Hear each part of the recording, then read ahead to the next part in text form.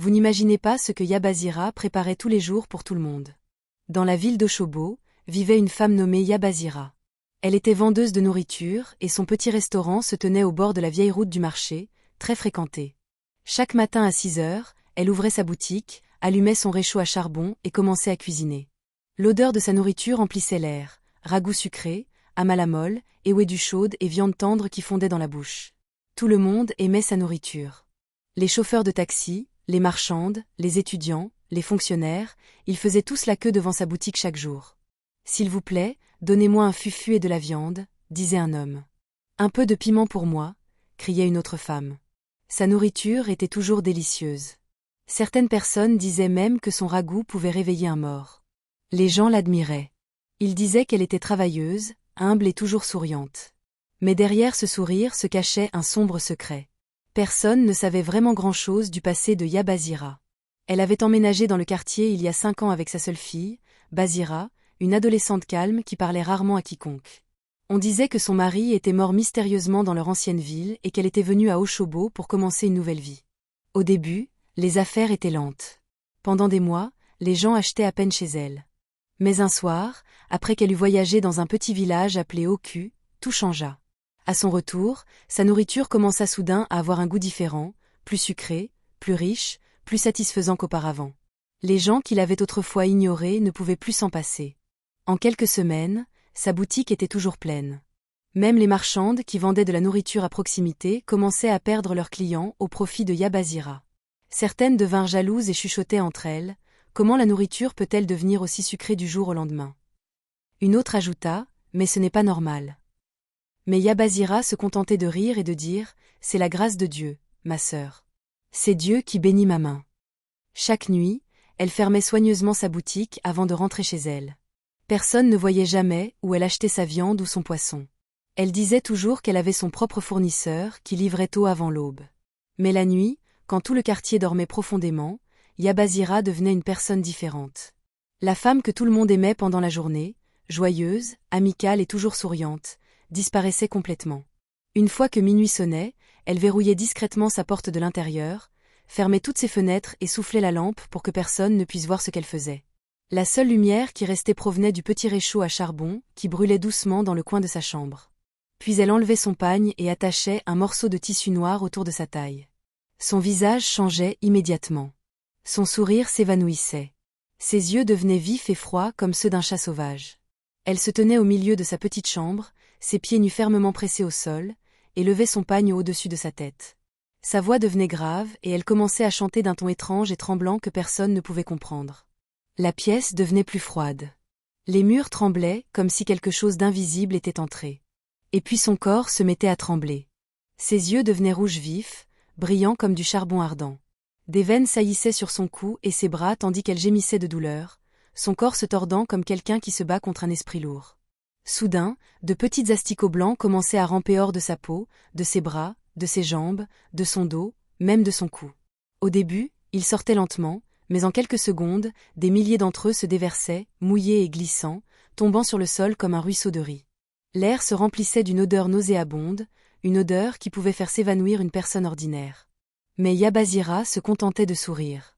Instantanément, tous les asticots commençaient à bouger, rampant vite, gigotant et sautant directement dans la grande marmite qui bouillait sur son réchaud à charbon. Après quelques secondes, la marmite qui était remplie d'eau bouillante contenait maintenant de la viande rouge, fraîche et tendre, propre et douce. Le même genre de viande que ses clients se disputaient pour acheter chaque matin. Quand elle avait fini, Yabazira prenait une grande inspiration et essuyait son visage avec le bord de son pagne. La lueur rouge dans ses yeux s'estompait lentement, et elle murmurait doucement: « Merci, mon esprit. Tu as encore béni ma main. » Puis elle versait la viande dans un grand bol et la couvrait soigneusement. Personne n'avait jamais vu d'où venait sa viande, car elle ne venait jamais du marché. Elle n'achetait jamais de viande de chèvre. Elle n'achetait jamais de viande de bœuf. Toute sa viande venait de son propre corps, du pouvoir sombre qu'elle portait en elle. Bazira avait 3 employés, Sadia, Kain et Mamateni. Ils étaient loyaux et travailleurs. Chaque jour, ils l'aidaient à cuisiner, à servir les clients, à laver les assiettes et à nettoyer la boutique. Le travail était fatigant, mais la paie était bonne et les clients repartaient toujours en souriant. Au début, tout semblait normal. Mais après quelques mois, ils commencèrent à remarquer que quelque chose n'allait pas avec Yabazira et sa boutique. Un après-midi chaud, alors qu'ils rangeaient les assiettes et coupaient les légumes, Sadia demanda curieusement, « Maman, tu sais, on n'achète pas la viande au marché. Chaque jour, je te suis pour acheter du poivre et des tomates, mais on n'achète jamais de viande. » Bazira arrêta de remuer sa soupe un instant. Puis elle sourit. Ce sourire lent et effrayant qui fit battre le cœur de Sadia. « Ah, ma fille, j'ai un fournisseur. Il m'apporte la viande à minuit, dit-elle calmement. Sadia fronça les sourcils. Minuit? Mais qui vend de la viande à cette heure-là, maman?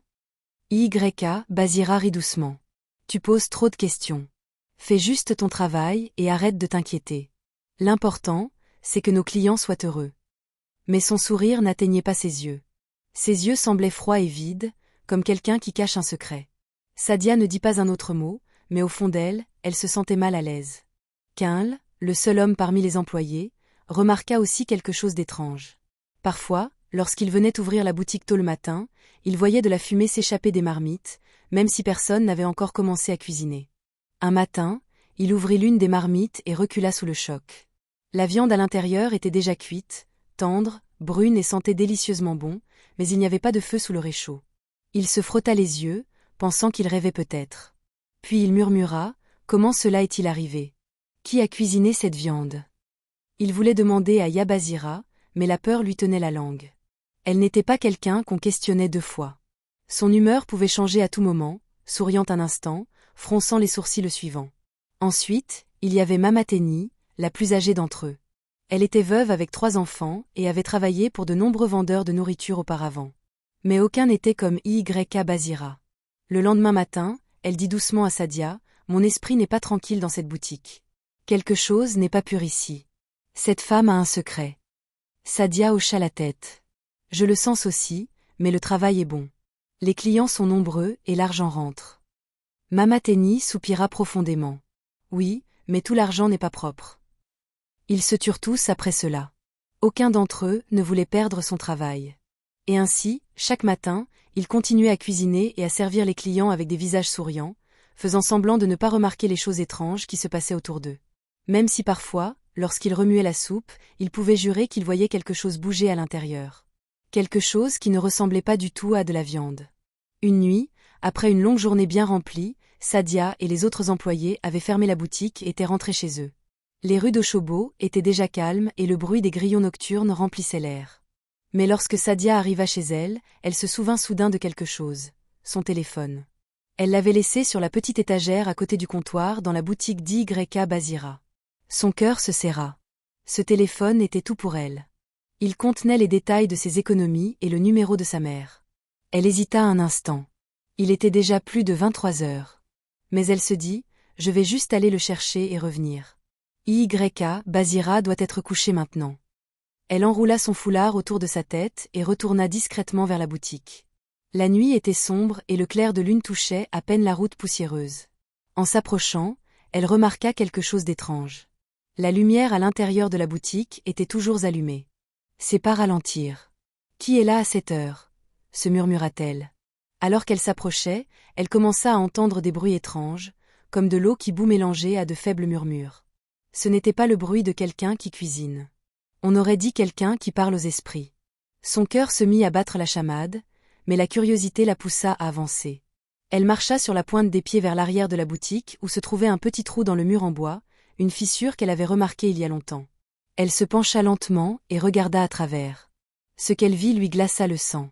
Bazira se tenait au milieu de la boutique, complètement nue, à l'exception d'un pagne sale attaché autour de sa tête comme une couronne. Son réchaud à charbon brûlait d'une flamme bleue. Pas rouge, pas jaune, mais bleu, et une grande marmite bouillait dessus. Elle dansait autour de la marmite, tordant son corps d'une manière lente et effrayante.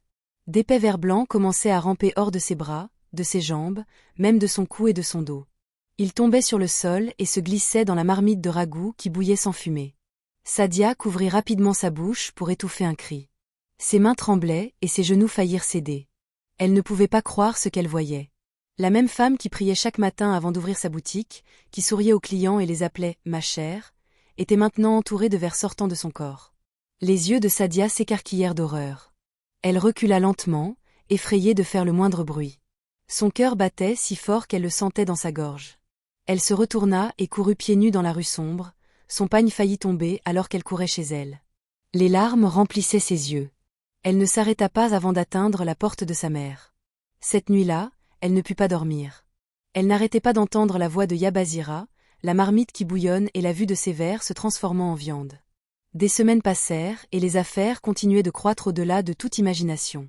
Le restaurant de Yabazira était devenu le lieu de restauration le plus populaire de toute la ville d'Oshobo. Les gens venaient de près et de loin, d'Ibadan, même d'Abeokuta, juste pour goûter sa célèbre nourriture. Chaque matin avant le lever du soleil, ses clients attendaient déjà dehors, tenant des assiettes, riant et criant son nom. La nourriture d'Yabazira est inégalable. Si vous n'avez jamais mangé sa nourriture, vous ne savez pas ce que c'est que la bonne nourriture. L'odeur de son ragoût remplissait toute la rue, attirant les gens comme un charme. Ses marmites étaient toujours pleines et l'argent coulait dans ses mains chaque jour. Même ses employés, Sadia, Kain et Mamateni, commençaient à se demander comment l'entreprise d'une seule personne pouvait prospérer si rapidement. Mais au fond d'elle, Sadia connaissait la vérité. Elle avait vu ce que les autres n'avaient pas vu. Elle garda le silence et priait quotidiennement, espérant qu'un jour Dieu exposerait le mal derrière ce goût délicieux. Un matin de bonne heure, comme tous les autres jours, le restaurant était rempli de monde. Les hommes étaient assis avec de grandes assiettes d'amala et d'ewedu. Les femmes riaient en mangeant, et le bruit des cuillères heurtant les assiettes remplissait l'air. Sadia et Kain étaient occupés à servir la nourriture, leurs mains bougeant vite tandis que la sueur coulait sur leurs visages. L'odeur de ragoût et de viande fraîche emplissait l'atmosphère, épaisse et sucrée. Tout le monde était heureux. Mais alors, quelque chose d'étrange se produisit dans la cuisine. Un cri fort interrompit le bruit. « Au feu! Au feu! Le feu me brûle !» C'était la voix de Yabazira. Tout le monde se figea. Certains clients laissèrent tomber leurs cuillères. D'autres sautèrent de leur siège. Tout le restaurant resta silencieux un instant avant que les gens ne se précipitent vers la cuisine. Où est le feu? Peut-être de l'huile chaude sur son corps. Aidons-la. Lorsqu'ils atteignirent la cuisine, ils s'arrêtèrent, confus et terrifiés. Il n'y avait pas de feu nulle part. Le réchaud était éteint. Les marmites étaient toujours couvertes. Mais Yabazira était par terre, roulant et hurlant, se tenant le ventre des deux mains. Ses yeux étaient grands ouverts, son visage couvert de sueur et son pagne était presque tombé. Elle n'arrêtait pas de crier, « Ça me brûle. Ça me brûle. Mon ventre est en feu. Ah, ça me brûle. » Les gens ont essayé de l'aider. Mais dès qu'il la touchait, elle les repoussait et criait plus fort. Sa voix devenait plus grave, presque comme si une autre personne parlait à travers elle. Elle a commencé à se frapper la poitrine en pleurant, « Je vais me confesser. Je vais me confesser. Laissez-moi. Ça me brûle. » La foule resta immobile, choquée et sans voix. Certaines personnes ont commencé à murmurer des prières. D'autres se sont enfuies, effrayées. Puis elle se mit soudain à crier des choses étranges. Des mots que personne ne s'attendait à entendre. « Je suis une sorcière. Je suis une sorcière. La viande que vous mangez ne vient pas de la vache. Ce sont des asticots de mon corps. » Des halètements emplirent l'air. Certaines personnes hurlèrent et laissèrent tomber leurs assiettes. D'autres crachèrent la nourriture encore dans leur bouche. Elles roulaient par terre en pleurant et en criant. « C'est pourquoi ma nourriture est toujours sucrée. C'est pourquoi les gens reviennent sans cesse. Les asticots m'obéissent. Ils se transforment en viande chaque nuit. » Ses yeux se révulsèrent jusqu'à ce que seul le blanc apparaisse. Sa bouche commença à écumer et elle se frappait la poitrine avec son poing en hurlant. Sadia se tenait dans un coin, pleurant et tremblant. Elle ne pouvait pas bouger. Ses jambes étaient comme du bois. Toutes les images qu'elle avait vues cette nuit-là lui revinrent à l'esprit. Les vers rampant hors de son corps, le ragoût bouillant sans feu. « C'est donc vrai » murmura-t-elle à travers ses larmes. « Tout ce que j'ai vu cette nuit-là était réel. » À côté d'elle, Kain était figé, ses mains tremblaient terriblement. Il ne pouvait pas parler. Ses lèvres tremblaient tandis que la sueur coulait sur son visage. Le jeune homme fort qui n'avait jamais eu peur de rien ressemblait maintenant à un enfant effrayé. « Nous avons servi des asticots. Nous avons nourri les gens avec des asticots. » L'odeur dans la boutique commença à changer. Ce qui était autrefois l'arôme doux et appétissant du ragoût fut maintenant remplacé par la puanteur de la décomposition. La viande dans la marmite commença à bouger, à gigoter, se transformant à nouveau en asticots juste sous les yeux de tout le monde. Les gens crièrent plus fort. Certains s'enfuirent en laissant leurs sandales derrière eux. « Sang de Jésus! Abomination! Cette sorcière! En quelques minutes, toute la rue s'était rassemblée. Marchandes, commerçants, conducteurs de Okada, même des enfants se précipitèrent pour voir ce qui se passait. Quelqu'un cria, « Elle se confesse ». Alors, elle cuisinait avec des asticots. Un autre ajouta, « Il sortait de son corps ». Les asticots venaient d'elle. La nouvelle se répandit comme une traînée de poudre. En moins de 10 minutes, la moitié d'Oshobo en avait entendu parler. Les gens qui avaient mangé la nourriture de Yabazira se mirent à pleurer et à prier de peur. Certains se tenaient le ventre et disaient, « Mon Dieu, si j'en ai mangé, pardonne-moi ». La rue autrefois animée devint une scène de confusion, de cris, de pleurs, de prières et de courses. Et à l'intérieur de la boutique, Yabazira continuait de rouler par terre, hurlant d'une voix qui ne semblait plus humaine. « Ils viennent pour moi. Ah, ils me brûlent. Les esprits sont en colère. » Ces cris résonnaient dans l'air, se mêlant aux voix terrifiées de la foule à l'extérieur. Personne n'osait s'approcher d'elle. Même les hommes les plus courageux se tenaient loin, se signant et murmurant des prières. La vérité était enfin révélée. Avant que quiconque ne puisse l'arrêter, Yabazira s'enfuit de son restaurant, hurlant et déchirant ses vêtements comme une folle. « J'ai échoué. J'ai échoué » cria-t-elle, sa voix secouant toute la rue. Son pagne tomba, mais elle s'en fichait. Elle courait pieds nus sur la route goudronnée et chaude, ses yeux rouges et écarquillés. Des enfants couraient après elle, applaudissant et criant « Folle, folle, regarde Yabazira ». Certaines personnes sortirent de leur boutique et regardèrent sous le choc. « Ce n'est pas la même femme qui cuisinait cette bonne soupe hier ?» demanda un homme. Une autre femme siffla, « Dieu l'a finalement exposée. » J'y ai toujours pensé. La nourriture de personne ne peut être aussi sucrée sans un charme. Yabazira tomba dans un égout sale, roulant et pleurant comme une enfant. Ils m'ont pris mon pouvoir. Mon secret a disparu. Oh, aidez-moi, cria-t-elle en se frappant la poitrine. Sa voix résonnait dans les rues tandis que les gens se rassemblaient, regardant avec peur et pitié. Certaines femmes faisaient le signe de la croix. D'autres murmuraient, c'est donc vrai. Elle cuisinait avec des asticots.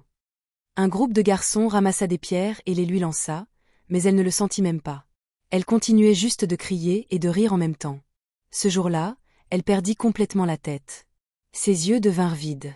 Elle ne reconnaissait plus personne. Elle errait d'une rue à l'autre, ramassant des choses par terre et les appelant de la viande.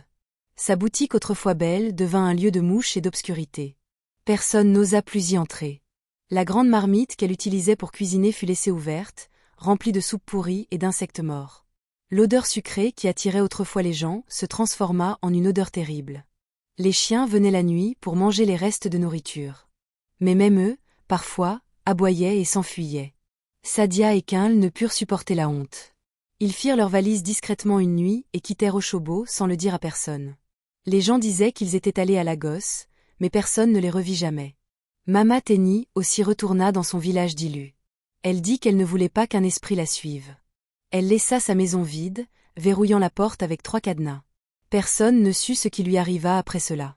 Ceux qui avaient mangé la nourriture de Yabazira commencèrent à pleurer et à prier. Certains allèrent à l'église pour être délivrés. D'autres refusèrent de manger à nouveau à l'extérieur. La rue qui était autrefois animée devint calme et craintive. Même les nouveaux vendeurs de nourriture qui vinrent plus tard ne purent rester longtemps. Des choses étranges commençaient à se produire autour de cette boutique. Merci d'avoir regardé cette vidéo. Veuillez vous abonner à cette chaîne pour regarder d'autres de nos histoires intéressantes. Aimez, partagez et laissez vos commentaires ci-dessous.